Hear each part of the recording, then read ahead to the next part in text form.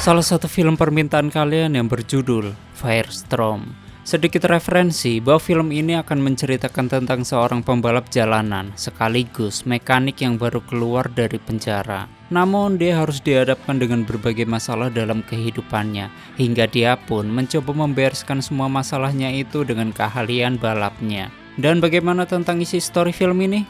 Yang tentunya, hai para people, apa kabar kalian semua? Semoga kalian dirahmati Tuhan dan diberi rezeki yang lebih, amin. Balik lagi dengan saya Faizura Hots yang akan menemani malam kalian dengan film-film permintaan kalian. Namun sebelum ke storynya, tolong support terus channel sampai ini dengan menekan subscribe, like, dan share ke sosial media kalian agar kami terus semangat membuat story film permintaan kalian. Dan intro.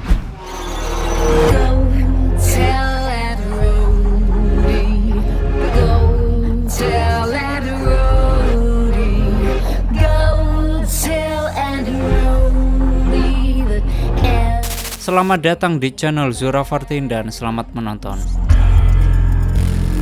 Ada songgok mantan napi yang baru keluar dari penjara. Dia bernama Wei Feng. Dia sendiri dipenjara karena sebuah kejadian tabrak lari. Feng, dia mempunyai seorang kakak perempuan yang bernama King yang sangat begitu mencintainya dan rela melakukan apapun demi membebaskan Feng. Sampai pada suatu saat, King yang berniat melunasi kompensasi tahanan Feng, dia malah terjebak dan terjerumus dalam sindikat penipuan yang mengakibatkannya bundir. Beberapa waktu kemudian Feng yang baru keluar dari penjara, dia langsung dijemput oleh seorang wanita cantik dan jelita yang udah dianggapnya sebagai adik sendiri. Dia bernama Dongzi. Waktu di perjalanan, tiba-tiba mereka dikagetkan dengan dua mobil Toyota FT86 yang lagi balapan, dan hal tersebut hampir saja membuat mereka celaka.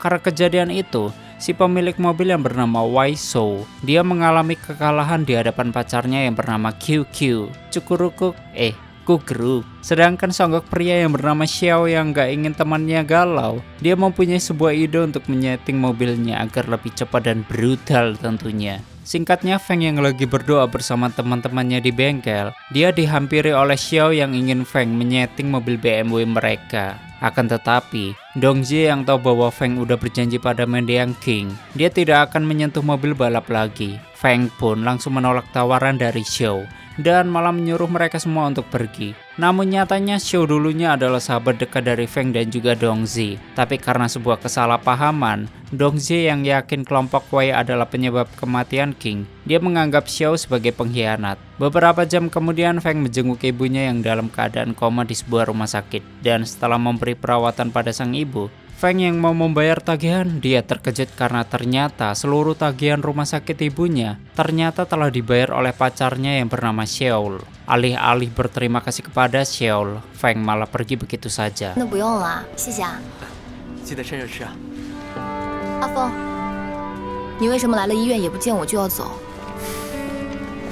Di sisi lain kita diperlihatkan Wei bersama kelompoknya yang lagi berada di sebuah bar. Mereka dihampiri oleh Tainan, yaitu tangan kanan dari Kabo, yaitu kakak kandung Wei. Atas perintah dari Kabo, Tai menyuruh Wei untuk menghentikan bisnisnya. Namun Wei yang haus akan uang, dia malah berniat untuk menghabisi Tai.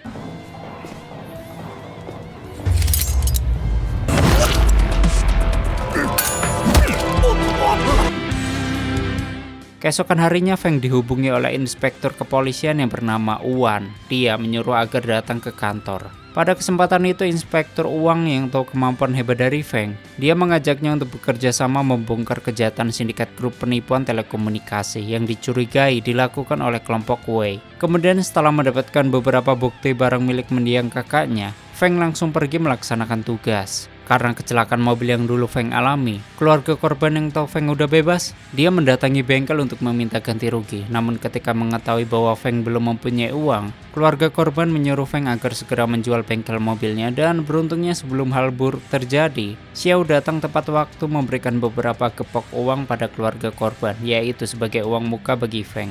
Dan hal tersebut dilakukan agar Feng mau menyeting mobil miliknya. Berjam-jam telah berlalu. Di sini Feng tak henti-hentinya menyeting mobil itu sampai larut malam. Namun tentu saja 3 sahabat yang lainnya ikut membantunya untuk menyelesaikan pekerjaan tersebut, dan pada akhirnya berkat kerjasama yang baik, mereka pun bisa menyelesaikan pekerjaan dengan sangat memuaskan.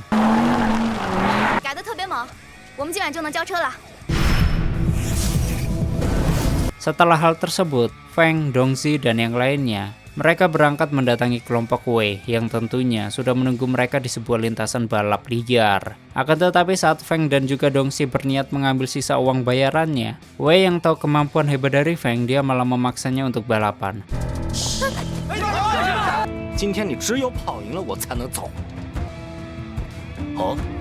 Terlihat dengan jelas Wei yang menggunakan mobil Mustang Cobra, dia sedikit agak tenang dibandingkan Feng yang was-was menggunakan mobil BMW. Dan setelah baba diberikan, balapan itu pun akhirnya dimulai. Namun, sangat disayangkan karena kejadian kelam di masa lalu, hal tersebut membuat Feng terbayang-bayang dan menjadikannya di posisi yang sangat jauh dengan Wei. Tapi di sebuah tikungan secara tiba-tiba semangat Feng kembali membara, hingga pada akhirnya Feng bisa memenangkan balapan tersebut.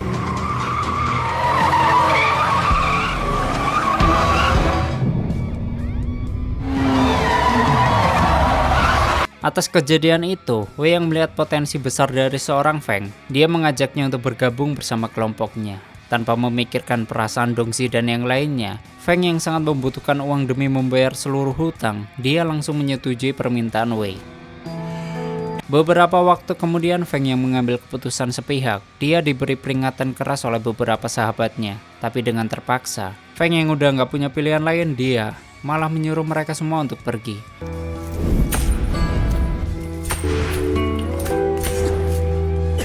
2 hari kemudian, Feng dibawa oleh Wei bersama kelompoknya ke sebuah markas persembunyian mereka. Pada kesempatan itu, Wei yang tahu masalah Feng dan juga Xiao, dia dengan senang hati mendamaikan mereka berdua. Kemudian di tengah perbincangan, mereka didatangi kembali oleh Tai yang langsung menyerang mereka.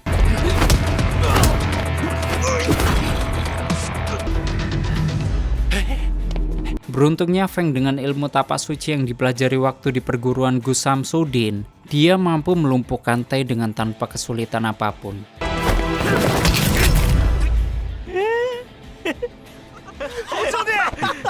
Singkat cerita, karena pede dengan kemampuan Feng, Wei mengajak QQ Cukuruguk untuk balapan bersama lagi. Akan tetapi, saat mereka sudah berada di garis start, Xiao yang gak mau Feng balapan lagi. Dia berusaha mencegah perbuatannya tanpa peduli pada sang kekasih. Namun Feng terus menggeber mobilnya dan berusaha mengejar ketertinggalannya dari QQ yang menggunakan mobil FT86-nya. Terjadilah kejar-kejaran yang sangat menegangkan. Namun karena lintasan yang dipakai berada di gedung parkiran ala-ala Tokyo ngedrift gitu, dengan skill epic yang dimiliki pada putaran terakhir, akhirnya Feng bisa mengalahkan QQ Cukuruguk. Para penonton pun terkesima dengan kehebatan Feng dalam mengendarai mobilnya. Karena kemampuan Feng yang di atas rata-rata, Wei pun mengangkatnya sebagai saudara dan memberi kepercayaan lebih. Bahkan, Wei juga nggak segan-segan membawa Feng ke sebuah tempat yang dimana ternyata tempat itu merupakan tempat para anak buah Wei bekerja untuk menipu orang-orang. Di sisi lain, Inspektur Wan bersama pihak kepolisian, mereka tak henti-hentinya menyelidiki kasus penipuan yang dilakukan oleh kelompok Wei, yang ternyata kelompok Wei dalam melancarkan aksi melakukan sebuah tindakan berbagai ancaman, yaitu seperti menyebarkan data, ya kayak pinjol-pinjol ilegal gitulah.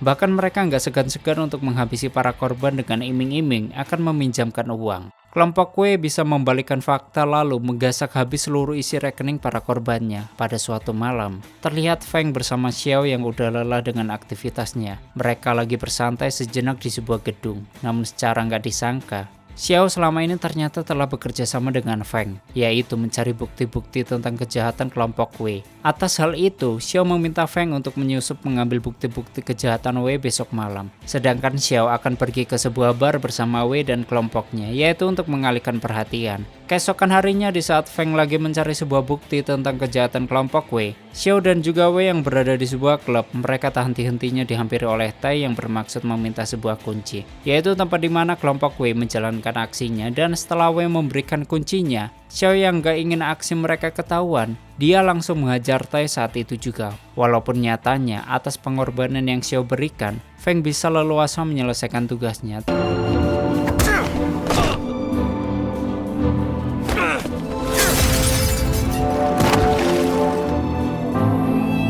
Tapi karena luka yang dialami cukup parah, Xiao kini harus dirawat di rumah sakit. Melihat kondisi Xiao yang babak belur, Feng emosi, dia langsung melapor pada pihak kepolisian.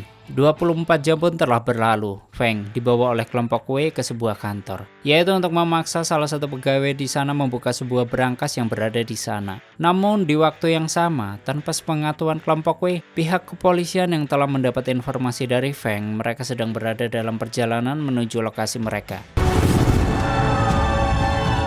Singkat cerita, karena si pegawai nggak mau membantu mereka membuka berangkas, dengan kejamnya Wei memerintahkan anak buahnya untuk membuang si pegawai itu keluar jendela. Nggak ingin si pegawai bernasib sama dengan sang kakak, tanpa memperdulikan siapapun, Feng langsung menghajar semua anak buah Wei. Lalu terjadilah perbentrokan di antara mereka.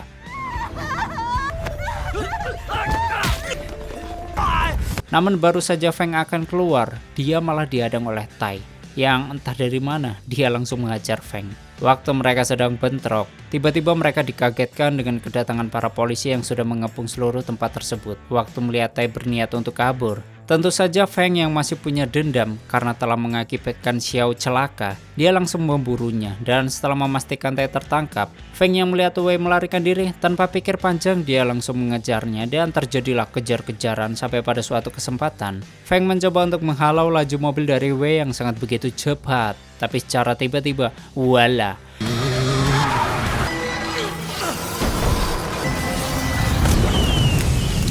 Karena kejadian tersebut, Wei akhirnya meningsoi, sedangkan Dongzil dan yang lainnya ketika mengetahui semua yang sebenarnya terjadi dengan apa yang dilakukan oleh Feng dan juga Xiao selama ini. Kemudian setelah kepergian Feng, Dongzil yang udah lama menahan gejolak rasa cinta, dia langsung mengungkapkannya saat itu juga pada Xiao. Di malam harinya, secara mengejutkan, Feng yang baru pulang, dia dikagetkan dengan adanya Kabo yang udah menunggu kedatangannya. Kabo yang penuh dendam atas kematian adiknya tanpa basa-basi langsung menyerang. Tapi tentu saja Feng yang sangat hebat karena dilatih Ki Samsudin yang penuh pro dan kontra. Tentu saja dia sangat sulit untuk dikalahkan, dan saat Feng terpojok, dia yang melihat rantai di sekitar mereka, dia segera membalikkan keadaan.